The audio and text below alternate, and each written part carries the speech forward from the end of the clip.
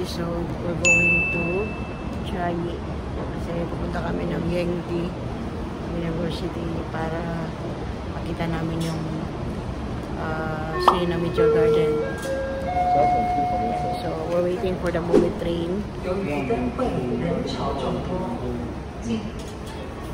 So 9:20 pa yung boarding namin. So ayan. After namin ng Chiayi, papunta kami ng Kaohsiung. Tapos from Kaohsiung, babalik ulit kami ng Taipei. So nakabook kami ng ano guys, 3 days pass ng trip. So very convenient talaga siya kasi hindi mo na kailangan pang maghabol para bumili ng ticket. Yan.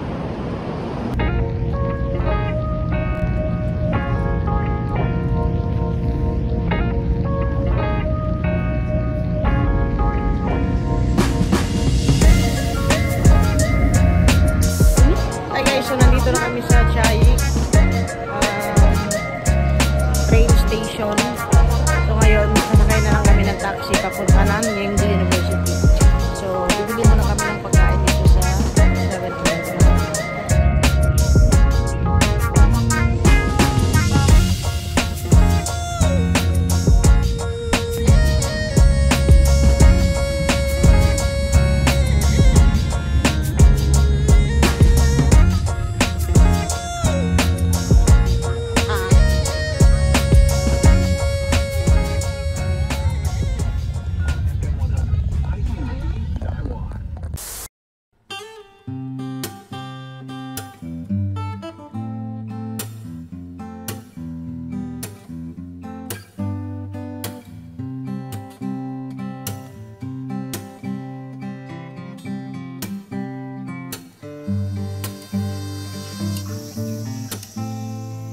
Shanchay?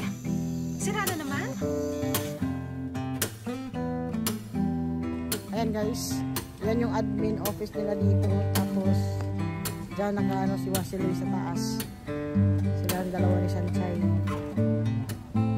Kasi daw sila sa Daoming siya. Ano ginagawa mo rito?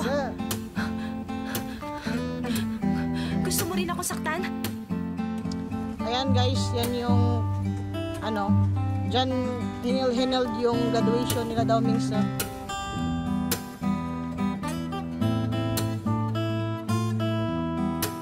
Yan, dyan sila gumraduate ni Daoming sa. Sila F4. Yan, so dyan nila hineld. So mga student dito, palaging nakatingin sa amin. Siguro nagtataka sila bakit kami nagpapapicture. Hindi nila kasi alam na yung lugar nila, yung school na to is very iconic para sa atin mga Pinoy. And guys, so nandito na kami sa locker ni Shanchay. Ayan. So ito yung locker ni Shanchay guys. 150. Ayan. So imagine, dito sila nag-shooting. Yung F4 tapos si Shanchay. Dito siya nilagyan ng ito. Ganito. Ayan. May props talaga. May props talaga. Ayan. So pagbukas ni Shanchay, ng locker niya, yan, nakalagay. You'll be dead. Oh my God. Ako pala yung ano, ako pala yung Daoming Sin ng Pilipinas. Yan, so, di ba, imagine, nakapunta ka dito sa very, ano, very sikat na Asian villa, yung Meteor Garden. So, katabi lang ng locker ng, ano, locker ni Shanchay, yung canteen lang. So, dito yung canteen kung saan kumakain yung F4. Oy, mga PE4! Tandaan nyo! Hindi ako takot sa inyo! Simula ngayon, magkaaway na tayo! Ba? Unang pagkakataong hinamon tayo ng babae. Dito sila guys, naglakad yung F4, yung scene na... Sino sila? Yung pababa sila. Mga artista ba? Yan, dyan sila nag ano, dyan sila bumaba. Sa... Kaya, kamusta kayo? Lakdan na yan. Tumigil ka! Ayan guys, so nandito kami sa lake. Ayan. So, naalala nyo ba? Si Shanchay tsaka si Shingha. Doon sila kumain. Doon sa upuan na yun. So, tara. Puntahan natin at mamapicture kami doon. So, dito, si Shanchay parang nag-emote pag nag-aaway sila ni Daomings. Ayan. Diyan si Sunshine nakaupo nung kumakain sila ni Xinghe. Sensei, merienda muna tayo. Salamat, pero hindi naman kailangan.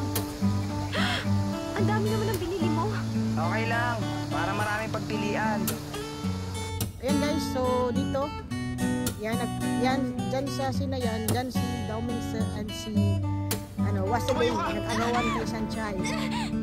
Hanggang kailan mo So matutulungan ang naalala babae niyo ito? yan, Wala ka nang yung pakialam building doon. na yan, tapos yung area yan. So dyan sila nag-agawan kay Sunshine. Katapat lang siya ng library kung nasaan yung locker ni Sunshine. Yan.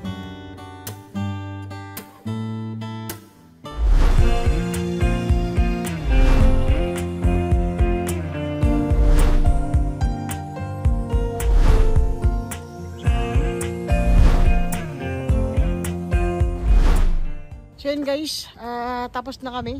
Hindi na kami nakapag-picture dun sa yung canteen nila Sunshine kasi parang yung canteen nila before ginawa na ng library ng mga student, kaya hindi kami nakapag-picture kasi sobrang tahimik ng paligid, so nakakailang kung mag-video picture kami doon, so hindi na lang kami nag-picture. At least nakapunta kami sa locker ni Sunshine, tapos napuntahan namin yung ibang lugar. Hindi lang namin mahanap yung iba pa kasi marami ditong scene sa Yingde University kung saan nag-shooting yung Meteor Garden, kaso sobrang laki talaga ng school nila, hindi mo kayang libutin ng isang araw. So yun, pabalik na kami, sasakay kami ng taxi na lang papuntang Chiayi Station. So gagawa kami ng separate vlog para sa mga guide kasi dun sa mga nakita ko ng mga vlog, kadalasan hindi kompleto yung guide talaga, kaya minsan yung mga katulad ko na first timer na nakapunta sa isang lugar nawawala talaga. Kaya since na-experience na namin, gagawa din ako ng vlog para sa complete guide. Hinihingal ako dun.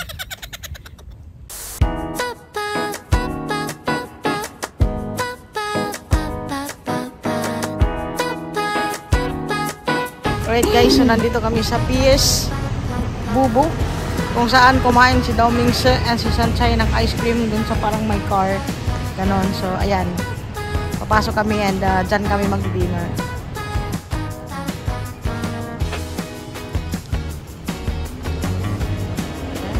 Tara.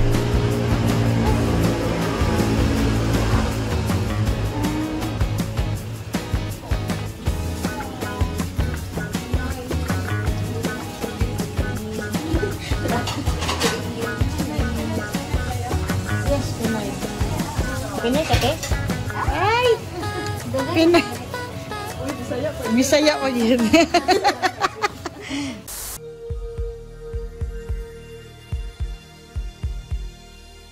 Sa tingin ko nga, hindi bagay sa yung lugar na ito. Salamat. Huwag ka lang basta magkape, umorder ka rin ng ice cream. Huwag na, ayoko. Kung ganun, tignan mo to. Ayoko nga.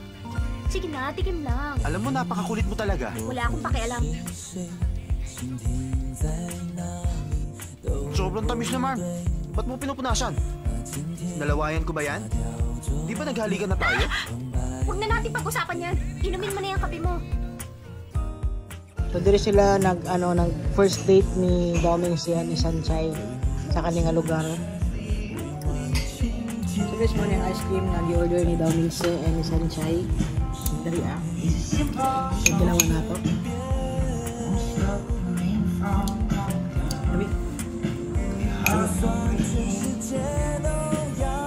This is banana. Ito tawag. Basta something banana.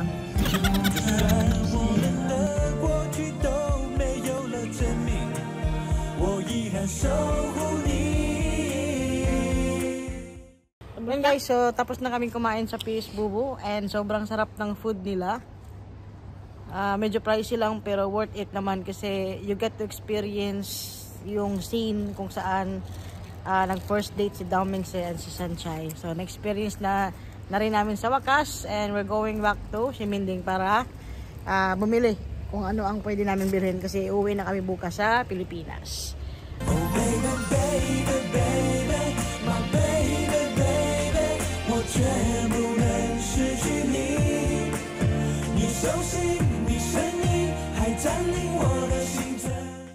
Hi guys! So, welcome back.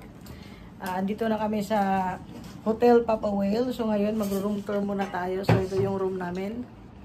Ayan, pasensya na kayo kasi actually 5 days, ika-5 days na namin dito sa Taiwan bago ko pa naalala na mag-vlog about dito sa hotel na tinirahan namin dito sa Taiwan. So, nandito kami sa Hotel Papa Whale. Malapit lang siya talaga sa Ximending. Mga 10-minute walk lang siguro. Hindi ko sure. Pero malapit lang talaga siya sa Ximen Station and sa Taipei Main Station. Alright, so ito. Good for 2. So, ito yung room namin. Ayan, may TV. Ito yung bed. I think queen size yung bed na to. And dito tayo sa CR and bathroom. Actually, separate yung CR tsaka bathroom. So, yan yung bathroom dyan.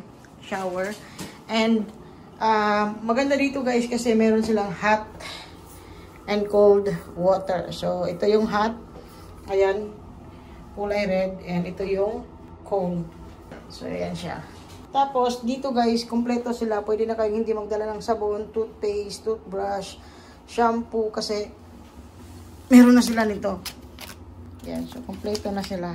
So, ito, cotton swabs, shower cup, ano to? Oh, meron pa silang suklay na kasama.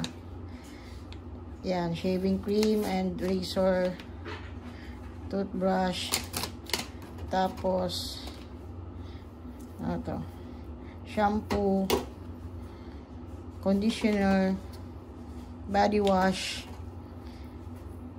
and body lotion. Tapos, meron pa hair dryer dito sa baba. Tapos, dito naman sa CR, ayan. Problema lang talaga dito sa Taiwan kasi wala silang bidet. Yun. So, gagamitin mo lang talaga either tissue or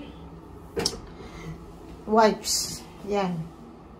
So, yan lang talaga yung gagamitin mo pag magsi-CR ka. So, may window dito pero hindi mo naman makita ang labas.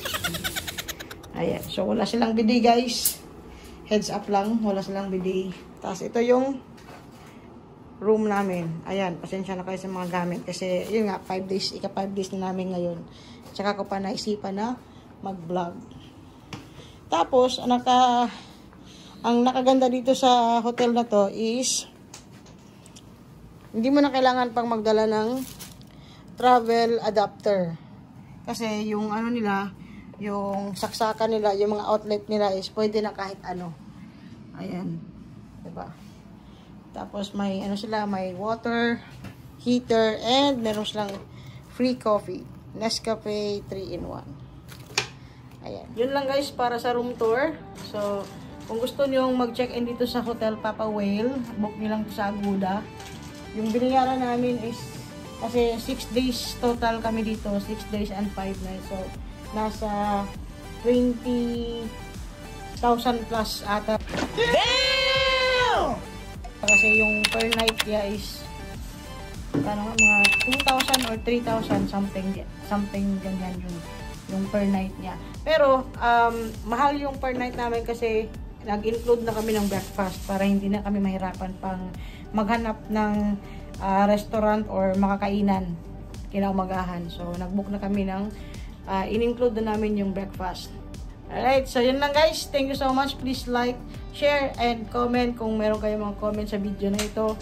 And please do subscribe to our YouTube channel para ma-update kayo sa mga bagong videos na i-upload namin. Right, so yun lang guys. See you on our next video.